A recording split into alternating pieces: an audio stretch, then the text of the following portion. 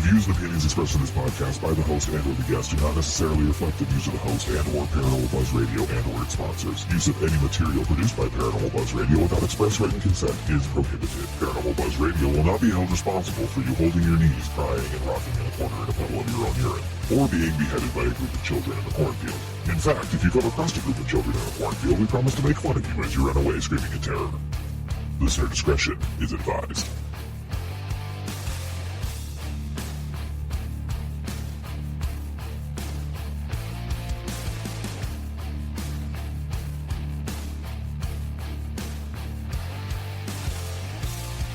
You're listening to Rep Paranormal and Friends with your hosts, Kim Purvis and Allison Robinson.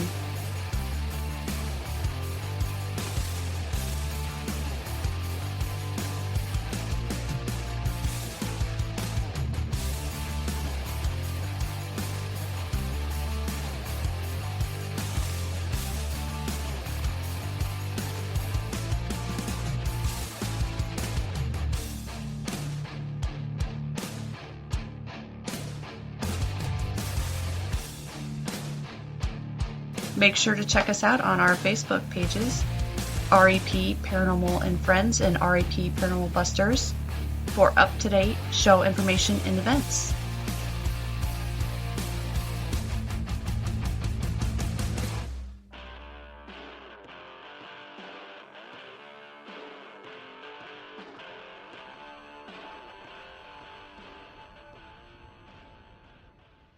The views and opinions expressed in this podcast by the host and or the guest do not necessarily reflect the views of the host and or Paranormal Buzz Radio and or its sponsors. Use of any material produced by Paranormal Buzz Radio without express written consent is prohibited. Paranormal Buzz Radio will not be held responsible for you holding your knees, crying, and rocking in a corner in a puddle of your own urine, or being beheaded by a group of Thank you children for in a having me cornfield. back. I'm In so fact, if you excited come to be across a here. group of children in a cornfield, we promise to make fun of you as you run away screaming in Odd terror. when we were like first Listener kind discretion of is starting out, advised. like the first year or two of us having a podcast. So Oh, that's when I was first starting out too, so I didn't Yeah. have much to say back then.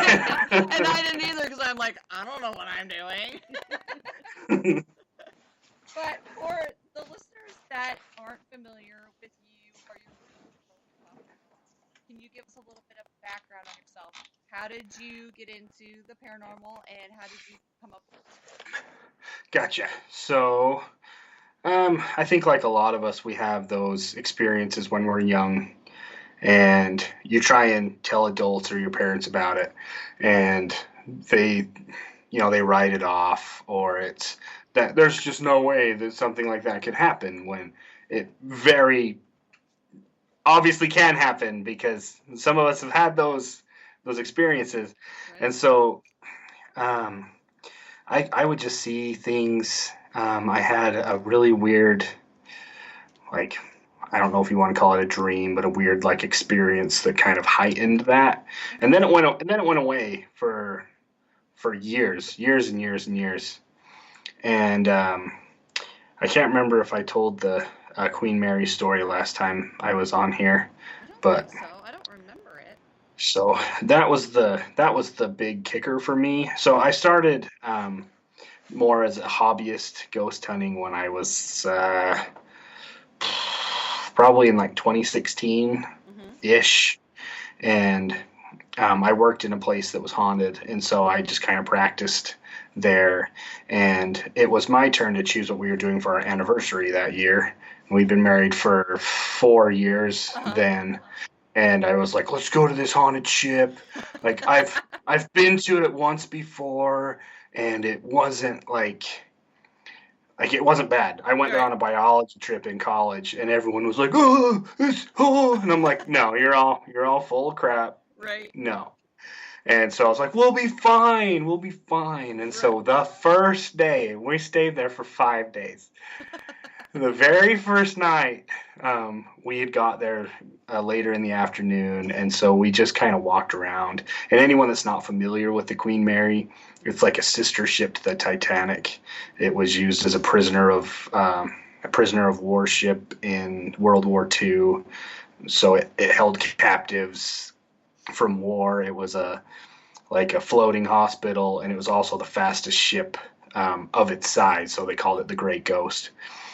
But anyways, so we just kind of walked around everything, and when we first got there, there's a book at the very front by the front desk, and it was all these experiences of stories that had happened to people while staying on the ship, and also stories of very tragic things that had happened there. So of course, my wife is like a true crime buff. Like she loves, like that is the best. I fall to sleep every night with, and then she drug her husband out of the bed and chopped him into thousands of pieces. Yes. This is what I fall asleep to every night. So. Oh my gosh, she's my best friend. I'm pretty well numb to it by this time. But anyways, so she finds this. She's looking at the room numbers, and she's like, "Holy shit, Ben!" I'm like, "What?" And she's pointing at the room that's across from our room, and she's like, "Something happened here." And so she's like reading the story, and she kind of makes it like this Snapchat story, and it's kind of making fun of it in a sense. Yeah. I mean, like when you hear the story, you feel kind of bad for laughing, but a guy murdered his wife and then his 2 children in the bathtub, and then he killed himself. Oh, wow. Right across from our... Oh, my gosh. And so we walk around the ship, whatever, and we come back late that night and go to bed, and and it's always the same time, 2 or 3 o'clock in the morning. Right.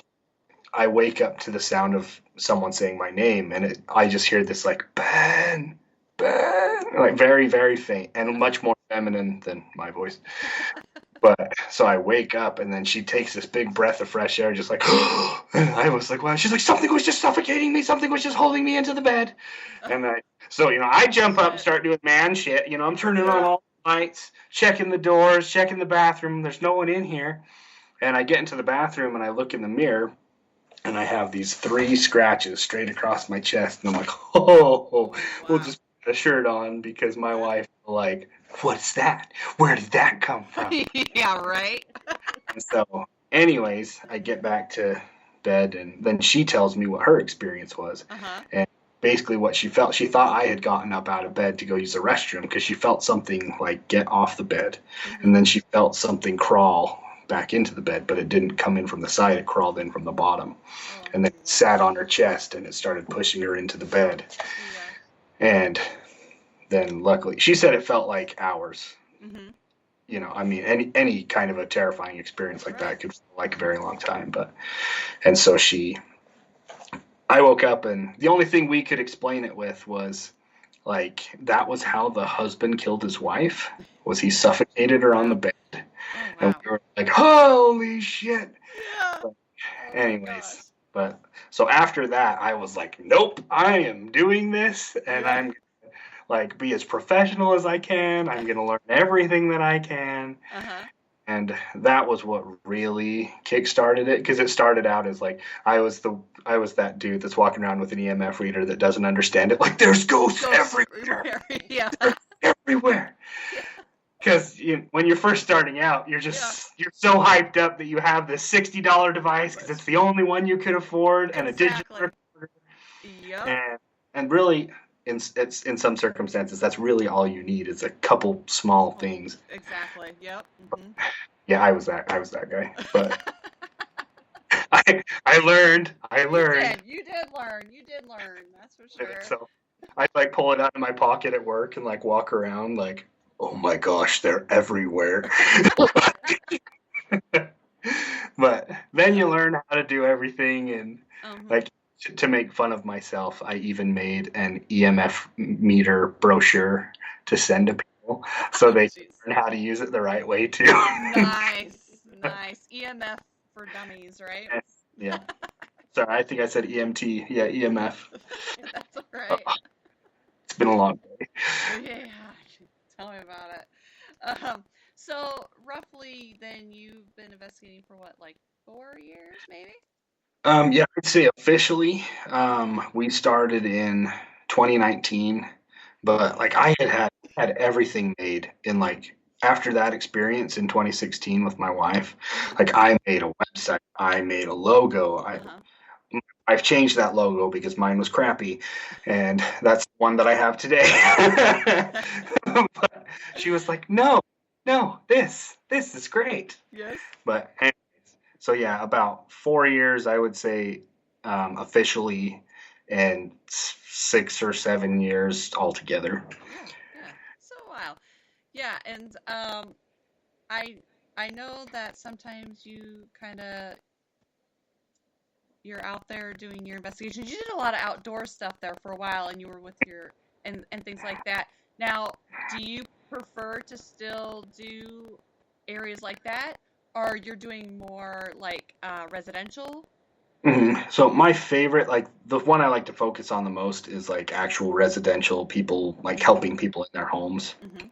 And you don't get to see a lot of those videos or audios because a Right. lot of places that have had us work there with them, Mm-hmm. we respect their privacy and Correct. Right. we don't share a lot of that stuff. So I think I only have like 3 or 4 home investigations on YouTube.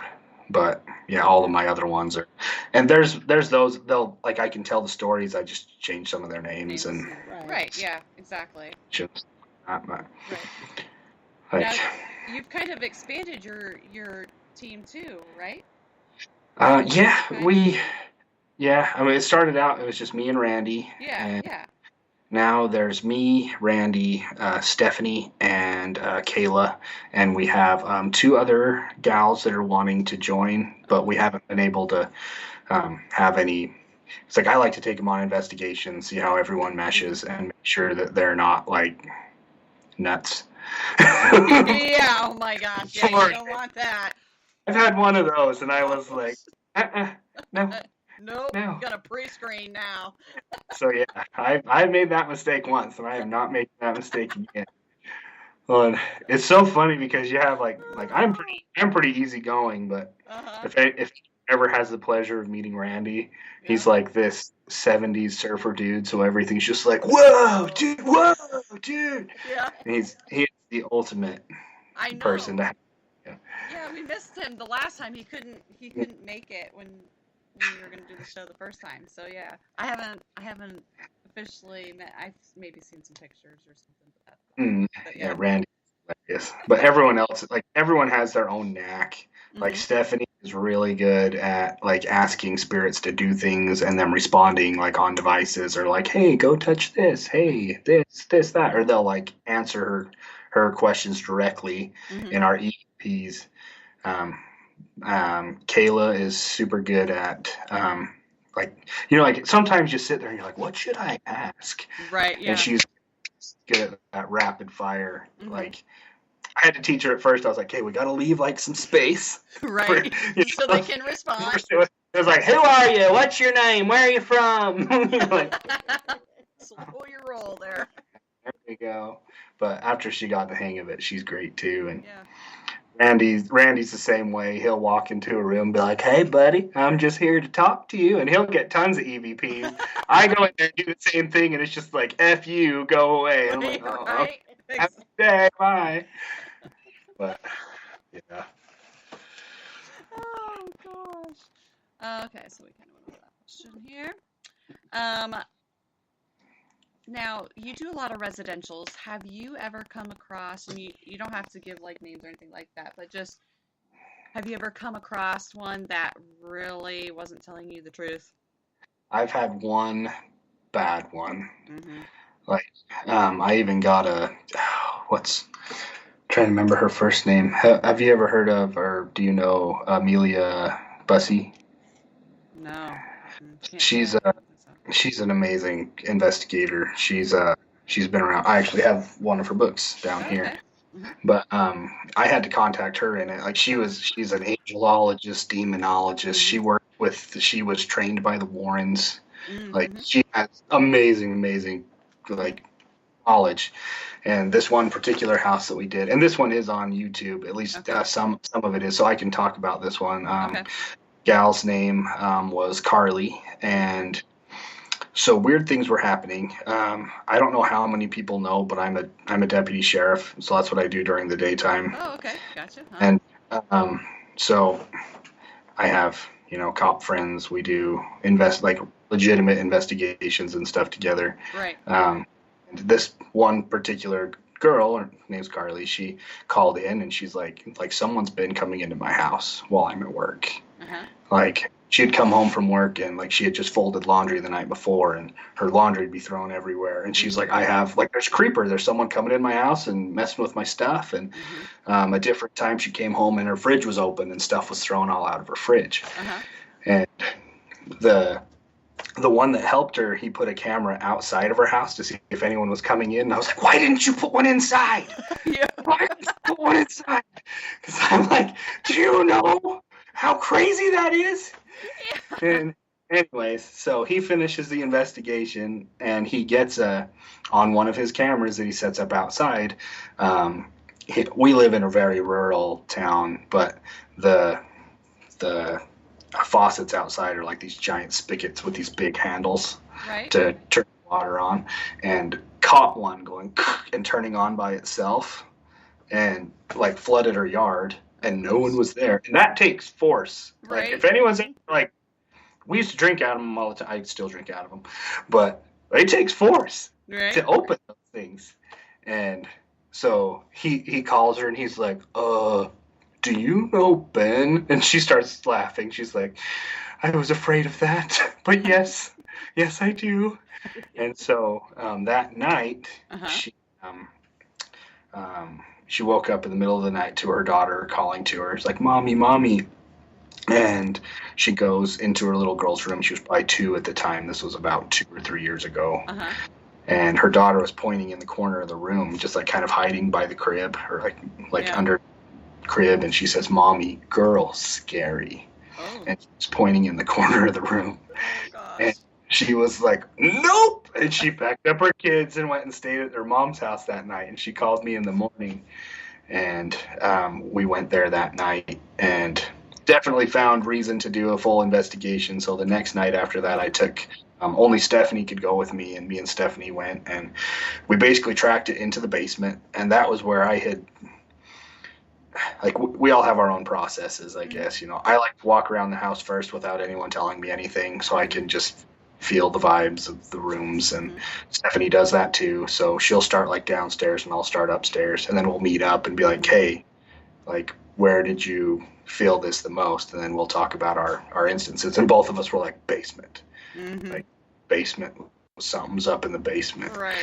And so we go set everything up in the basement, and I had oh my gosh, not a periscope.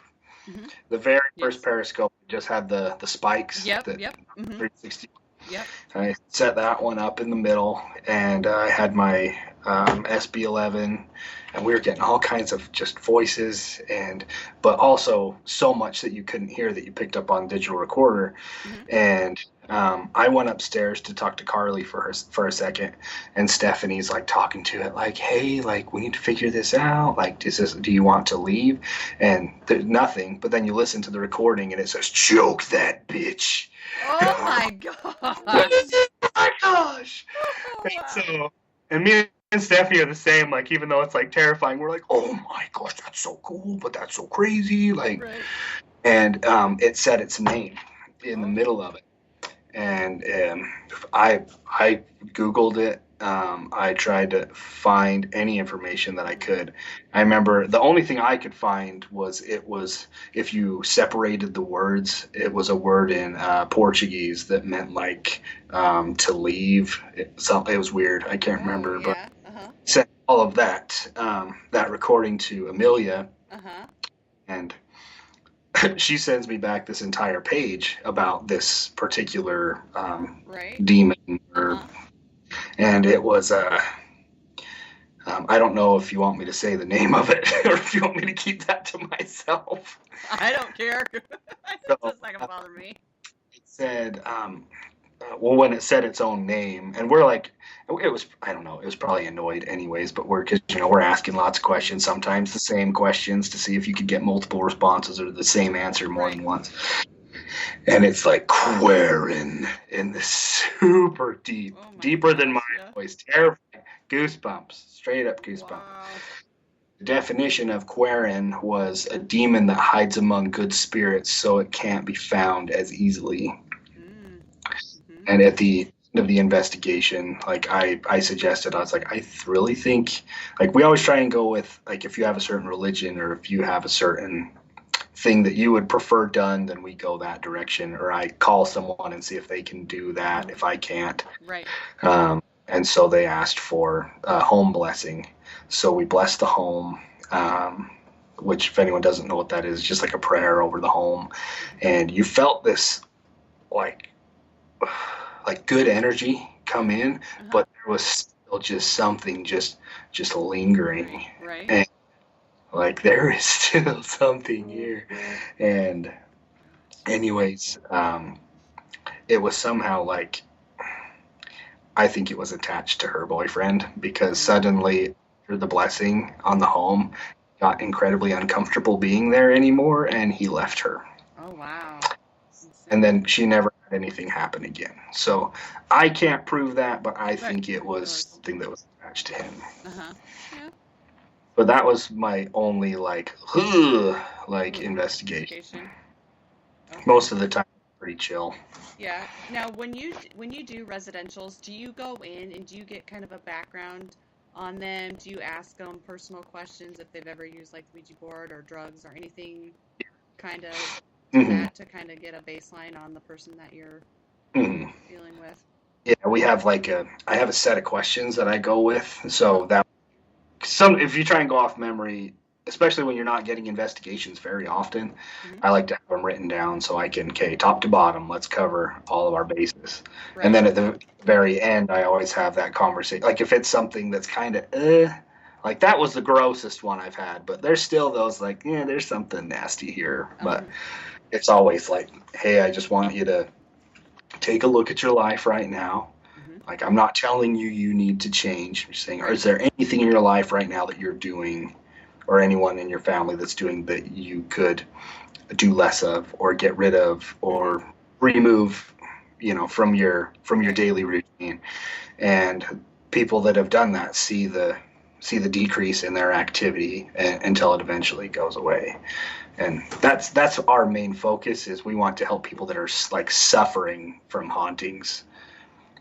Like, we'll still go to people's houses that are like, oh, there's just this weird stuff that happens, and we do those more. But when you get those phone calls that are like, my pets won't go downstairs, my children are terrified of this area of the house, like, they tell me they see shadow people in their closets, they see people watching them at night, they've had people standing by their bed. Like, I've done I've probably done more consultations than I've ever done actual investigations.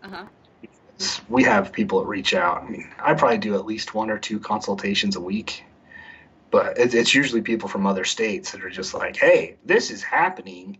What are your thoughts, or what can I do? And I'll give them a few ideas, or I'll send them links to like cheap digital recorders, or like put this in this area at night, or like find this cheap camera or something, like just something on eBay. I'm an eBay guy. Like, because I want you to be able to, like, if you're wanting to find out what it is, and I can't fly to, like New York and help you. I don't make good money. I don't. So it's mostly consultations. But once they learn how to do it and things like that, it kind of helps light that fire for them to do it too.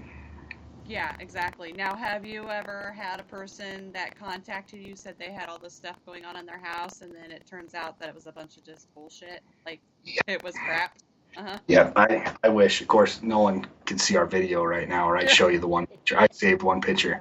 It was this girl was like, oh, me and my dad live in this place. I'm like, oh, okay. What's going on in this place? I pushed out of bed last night. And I'm like, okay, you got pushed out of bed? Okay, what happened? Well, I got pushed out of bed. I'm like, oh, okay. So what did you do when you got out of bed? Well, I went to the bathroom. I'm like, okay. And then I came back, and there was a handprint on my blanket. And it was like, those minky blankets that you can like wipe, and then just like, I asked her. She had no clue. I was like, "Can you just hold your hand next to that and take a picture so I have a reference of that?" And it was her hand. Oh my god!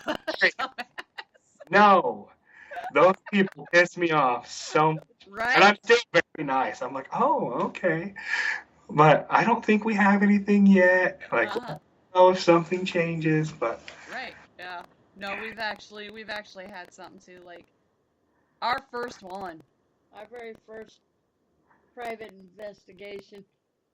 She said she had all this stuff going on. We found nothing. Other than a lot of EMF, because it had a lot of old wiring. oh, and we kept telling her that we couldn't find nothing.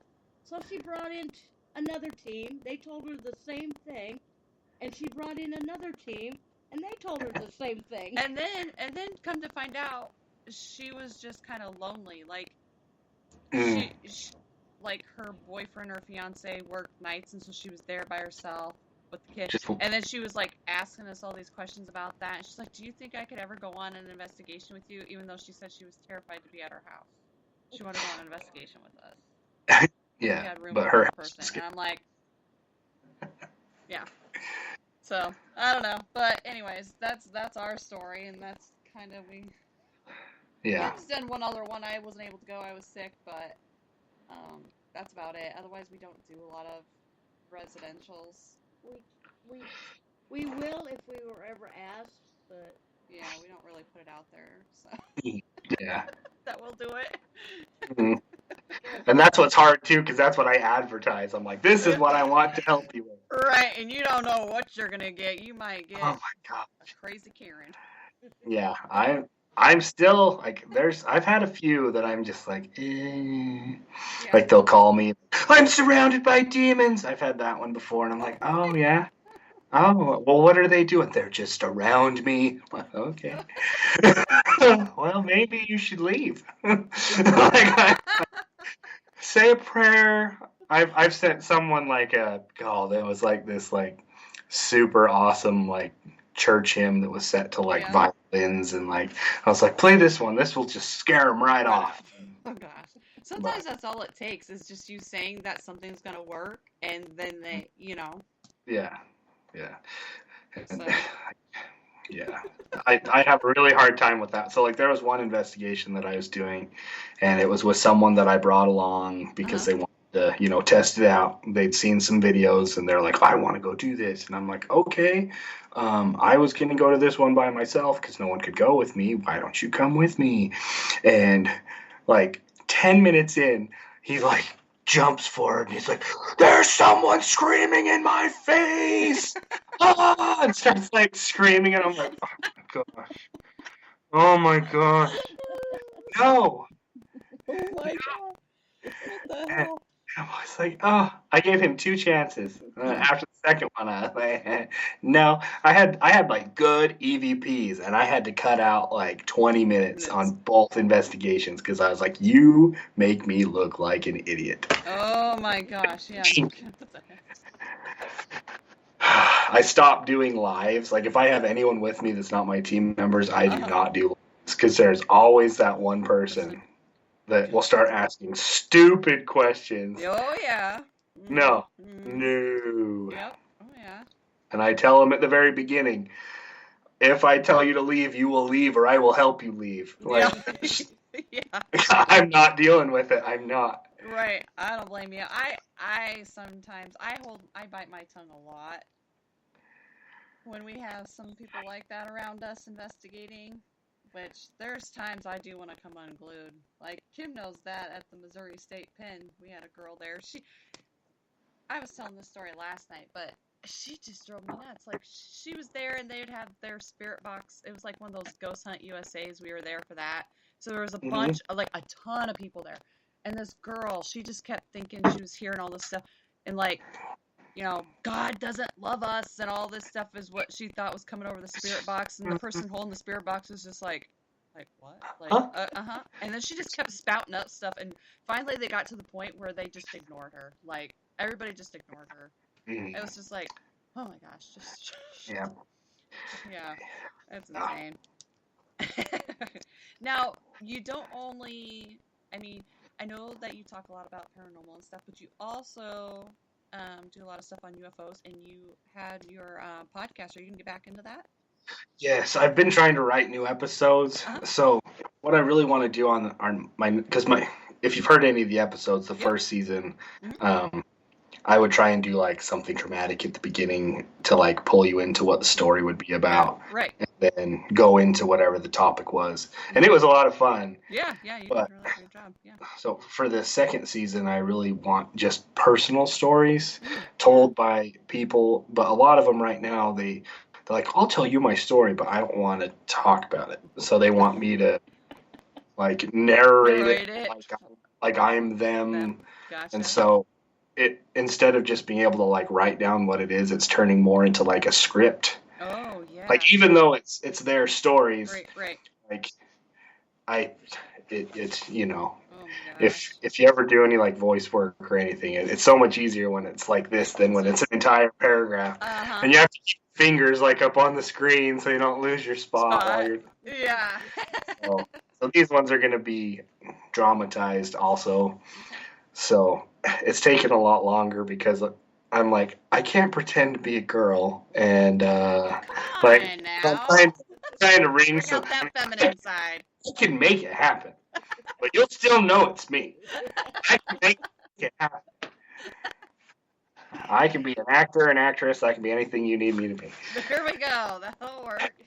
But so yeah, we're still working on. Hopefully, Gotcha. And that was start releasing them in June, like I did last time. gotcha. Okay, perfect. Yeah, and that was Overtime Alien, right? Yes, Overtime Alien. Mm-hmm. Yep, I've got it on my list. Ew. But anyways, have you been out? Have you actually been out to do any exploring for like UFOs or anything? Have you done any of that stuff? So we all have had quite a bit of experiences, like where I live. Oh well, yeah, you're from Utah. It's like They're crazy shit everywhere. out there. Skinwalker Ranch is out that way and everything. Have you been there? So I tried to go to Skinwalker Ranch in like 2012, Uh-huh. but it was still when the feds owned it Mhm. before like it owned it now. So when I went to it, like there is like a legitimate gate, and then you look up and there's just cameras everywhere. Oh, Like wow. I think they probably have more cameras now, Mhm. probably because of the series, than the feds did, and the feds had a lot of cameras. Yeah. So, but it was like I got there and looked up at the fence, and I looked at my friend. And I was like, "Nope, Yeah. we might get shot." Yeah, you might. And like I wasn't a cop then, but it was still like, "Nope, Nope, gonna right? get shot. Gonna see someone. Gonna see someone, and they're not gonna be happy."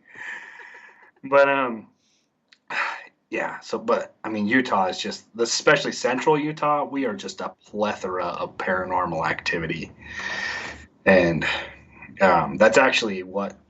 When I was coming up with our name, Yeah. Central Utah Paranormal, I wanted it to also be I can't remember if it's called an acronym, so it's cryptids, UFOs, and poltergeists. Oh yeah, cool. Mhm. But like we have skinwalker stories, we have Bigfoot stories, we have lots of skinwalker stories, but those get kind of like Yeah. scary. But we also have there's two different versions. We have an urban legend here about the Lantern Man, and I've not heard that one. there are two different Lantern Mans. The people in the actually my coworker, he's in his 50s, and they called it the Jack-o'-lantern. Okay. So, anyways, the Jack-o'-lantern is this. It's an orb Mhm. that they now call the Lantern Man, but I think they got it confused with the other Lantern Man legend that we have. But it was always cowboys, and they'd be out on the desert, and then this orb would just start following them, and it didn't matter if they went fast or slow, it would stay with them, Right. and it would just gone, disappear. Mhm. Wow. And my favorite Lantern Man story is the other one, because that one, like, there's not really a story about it. Like, there's experiences, there's sightings, and there's hundreds of sightings. But the other Lantern Man was from like the 1860s. There was this, I guess to give you a location, maybe if you ever look up the Meadow Hot Pots, you could see it from there when it would happen, and we had it one time. But anyways, I'll tell you the story. So it was in like the 1860s. There was this guy who was married, had a child, and they were starting their family, and they had built themselves this ranch in the middle of the desert. And where I live, it's mountains and pine trees and desert and volcanoes, like within 2 miles of each other. Yeah. And so, anyways, he lived out on the desert, and he had made a plan with his wife. He's like, okay, at some point, someone's going to come and try and take away what we have, and they're going to come in force, and we need to have a plan. And so it was like, okay, I'm going to like stay here, shoot him, whatever, take care of him, and you're going to go to this very specific place so I can find you. Mm-hmm. And then if you're there, I know that something's happened and I need to come look for you. And so the day comes, and these people come try and steal his cattle or whatever it was they were trying to steal. And he was able to fight them off, and he went to go find his wife and his daughter, and they were nowhere to be found. And every night, every so often, you'll see someone walking out in the desert with a lantern. Oh, okay. Hence the lantern man. Okay. We were out at the hot pots one night, and I had never heard the story before. And one of my friends looks over in the distance, and they're like, "Holy shit, it's real!" And I'm like, "What's real?" Yeah. Like, I'm the guy you tell this stuff to. I love this stuff, and I don't know it. Yeah. I'm like, so what are you talking about? And then they tell me the story, and we sat out there like 1:00 in the morning for like 2 more hours just watching this, and all you could see was like the wave of the lantern. Like you couldn't see a person, couldn't see a hand. It was super far away, but there's no way in hell it was a flashlight. There's no way. There's no way it was someone out walking around like this, looking for something. Oh, wow. That's insane. But that's one of our cool, like, you could call it an urban legend, but I like that one. Yeah, that one's pretty cool. So you said that you've never actually done like an investigation for like UFOs or anything, been outside and just watched I've gone looking, so funny story. This will show you how much of a nerd that I am. And how good my mom was with me as a weird child growing up. But when I was in 4th grade, they had this project you had to do that was called the Great Brain. Mm-hmm. And it was like basically what you would do is like a science project, except it could be like anything. And I'm like, Mom, I want to do mine on UFO sightings in Utah. And she's like, oh, okay, honey. And this is like, before the internet, Right. Before dial-up. So you're at the library looking at encyclopedias and books, and they had 3 books of sightings and drawings of these UFOs. And my mom spent hours helping me draw these like UFOs on this giant poster board. Yeah. Then I got to go present it to my class, and all the kids in class are like, really? Like, are we going to get abducted? Like, is this real? I'm like, yeah, you can go find those books at our local library. Like, so I always looked, like I was always fascinated from a young age with UFOs. Probably more with UFOs when I was growing up than I was with like ghosts and spirits. Mm-hmm. The thought of alien life and life on another planet and visiting us was just so awesome to me. Mm-hmm. So I had my own sighting that I have lost time with, and the kid I was with is funny because I work with his mom now, and I told her our story, and I was like, he will deny it because he denies it every time I try and bring it up. He's like, didn't happen. Yeah. But one night we were hired to do some security out in the desert, and it was a company that was doing some filming out there, and they wanted people out there to watch the equipment at night because they didn't want to have to pack it up because it was clear out in the desert. Right. And it was our very first night, and it's like, again, the time, 2 or 3 o'clock in the morning, and I'll change his name. We'll call him Mike because he denies it anyways. Mike is looking out the window, and he's like, "Are you seeing this right now?" And I'm like, "What?" I'm like, "No, I'm not seeing anything."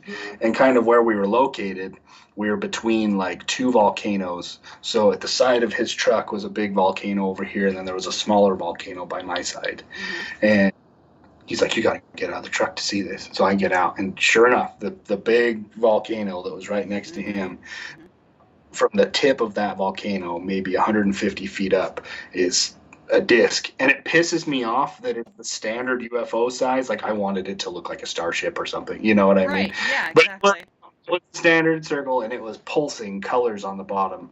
And you could hear like a lot of people say it was silent, like when they see it. And this one hummed. It had a hum, like a Yeah. and you could watch it change colors, but it was bright. It was like, I remember it like being orange, green, blue, and just pulsing through these colors. And we watched it for at least 30 minutes, and the next thing we knew, we were waking up in his truck at 6:30 to our boss pulling up behind us. Oh wow. Sleep.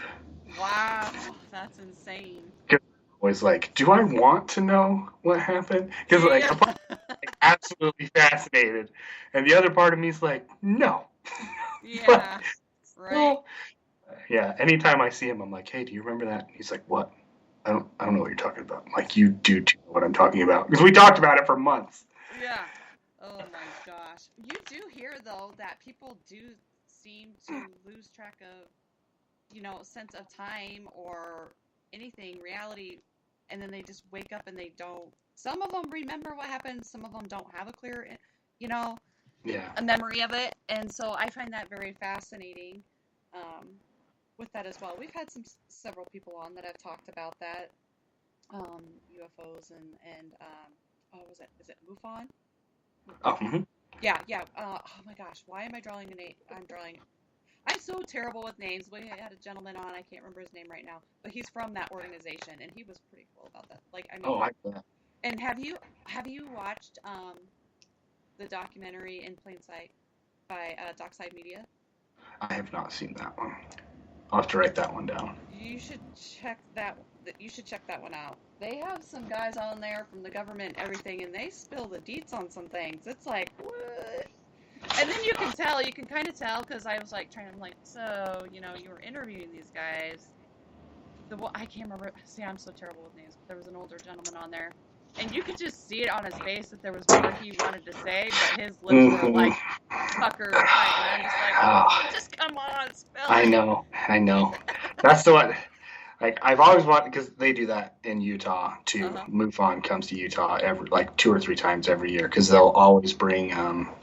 See, now I'm going to do the name thing. The lumberjack from Arizona. Oh. Like 1970, like one of the biggest names in ufology that's been abducted. Now I can't remember his name. Right? Oh my gosh. But he had a movie done after him, and like he'll say he's like, the movie very over dramatized what I experienced. So it's nice to hear just him talk about his experience. But damn, I wish I could remember his name. I know, I hate that. It's like, he's from Snowflake, Arizona. I remember that. Snowflake, Arizona. No, I know. I Travis Walton. Okay, I've heard that name. Yes. Travis Walton. I'm still having a brain fart on the gentleman that was on. I can see his face, but I can't think of his name in my life. I think I've seen too many people on here, and I just can't remember everybody. But okay. But yeah, definitely check out that documentary. It's pretty good. It's pretty good. But now with the UFOs and everything, they also, talk about the Men in Black. Oh. Mm-hmm. Have you had any experiences with that, or do you know anybody who's had experiences? Not personally, just like the ones that you watch in documentaries. Right. One of my favorite episodes I did on Overtime Alien was the Men in Black episode. Yeah. Mm-hmm. And that one was so much fun to do. But there's just the stories. Like, the stories are just crazy. Like, I can't remember the full story, but there's one about a girl living at a ranch, and she refuses to go with her family on this vacation. It was like a stepdad situation. Like, I hate you, I'm not gonna go, whatever. And that night, giant ship lands in their field and just leaves this crop circle, and family comes home the next day, and like, what's this? And then whatever they talk about it, she talks about it. And then suddenly people show up, mow the field, plow the field, and then they don't remember anything. Wow. I wonder if there is the neuralizer though. Right. I know. That would be interesting. Yeah, because like a lot of people's like, why do they not remember this? Like, some just lose that sense of time, and you've had people in the military that have had that happen to them, where they've lost sense of time, or they've even witnessed UFOs, and now they were told to keep hush hush, but now slowly that stuff is starting to leak out, which is pretty cool. So Yeah. I mean, hopefully over time they give us more information. And I would honestly really like to have I don't want to have my own experience like where I'm probed or anything like that. But like I would like to be able to look up, and see something like that. It's just my thought now is that there's just so many damn satellites and stuff. Oh yeah. So there you go. It's like Yeah. paranormal. You gotta debunk. Yeah. And that's one reason why I have so many trolls that hate my UFO videos that I share, which is okay, because when I see one, if I share it and I'm like, hey, tell me what you think. Right. Tell me what you think this is, just to invoke some kind of conversation. Right, yeah, and exactly. like we've been able to debunk like 2 of them. There was one, it was like a lamppost in Texas that even just looking at the video, I'm like, that does not look like UFO. And it was like millions of comments like, oh, look at this UFO in Texas. I'm like, there is no way that is a UFO. And a guy messaged me and he's like, hey, I live in that neighborhood. And he took pictures of them, and they were these gigantic like lampposts that were just enormous. Like, we don't have those in Utah, but and it was just a foggy night, so you couldn't see the pole on the bottom. You could just see the light. And so I made a debunking video of that, and I had so many people so mad at me. And I'm like, if it's not real, then it's not real. Right. It's okay. Exactly. But yeah. So it's always fun to go through the UFO comments. It's just like, oh, this guy's desperate. I'm like, no, I'm not desperate. I'm just trying to evoke some kind of conversation. Right, exactly. It's like, damn, just trying to get people to be more involved. Yeah. Do you have any events or any investigations coming up? We do have one that we're waiting for. And I may have talked to you about this a few years ago. This one's been in the making for a very long time.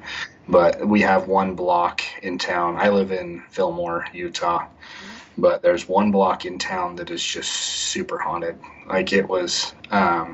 so Fillmore was the original state capital of Utah.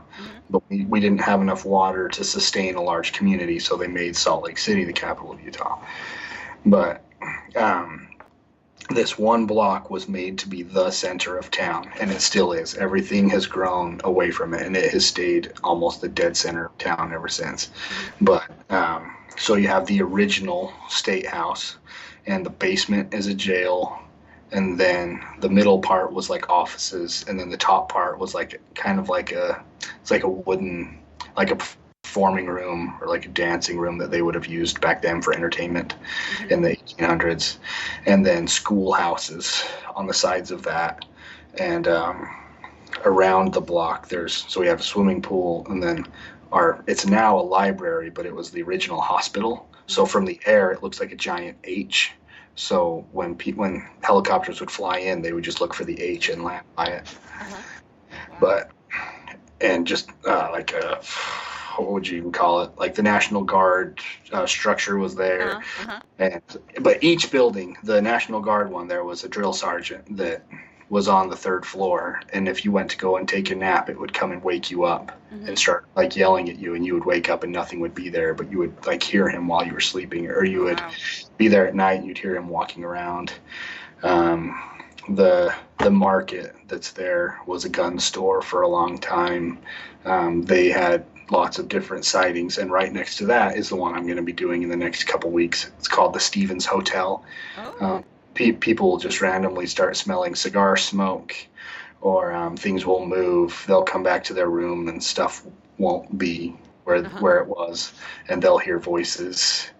And then the courthouse is right there next to the state house, and I'm friends with the custodian that cleans it, and he's like, the voices that you hear in this place in the middle of the night. But so what I've tried to do is get permission from all of these places so I can do a series of just that block. Oh, that'd be cool. But so I've done the Territorial State House. So next will be the Stevens Hotel. Then I have about 3 more after that. But I'm excited. I would be excited too. That's pretty cool. That is awesome. That is awesome. We do have before we start wrapping things up, I did have a couple questions that scrolled through chat here. Okay. So I figured I'd kind of get them involved here too. So let me let's see here. The first one is, what's your favorite part of the paranormal?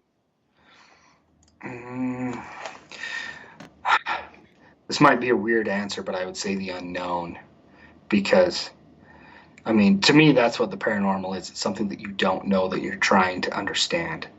And that's why debunking is also so important, because once you get rid of everything you understand and things are happening, then it's exciting. Right. Yeah. Yeah. So yeah, I'd say the unknown. The unknown. That is a good answer. All right, now let's see here. I have to read my chicken scribbles because I was writing it down as I'm like listening to you, because the chat is just, I'd have to scroll for a while. All right, the next question was, do you prefer new age equipment or old style? I am super old school. I mean, I don't sprinkle flour all over the floor, but I am super old school. And one of my very favorite books, I can't see who the author was, but it's called Ghost Hunting, A Practical Guide. It was written in like 1962 by one of the very first like parapsychologists, and they talk about how they debunked different cottages and stuff in England. And I had an entire notebook on notes, and when I started, I didn't have much money either when I started, and so it was like, why don't I try all of these older ways? And they work. And then you add in a couple digital devices, like a good digital recorder, and the things that I would get were much more substantial to me than just having something blinked or made a noise. Right.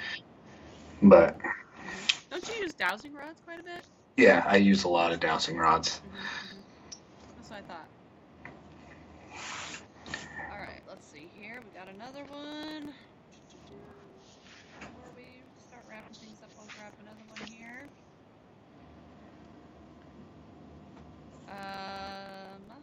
What's the one full body apparition you want to see, and what would you say? So there's a town near us. It's called Delta, and they have, I think it's called the Palladium. It's where like recreational sports could be played by anyone. It wasn't just for high school students.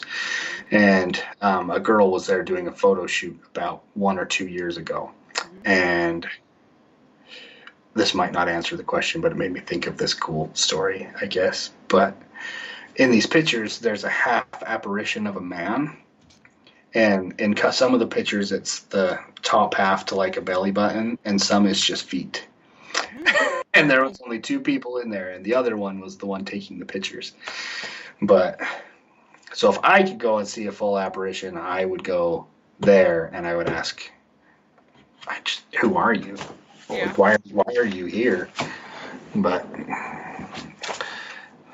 yeah.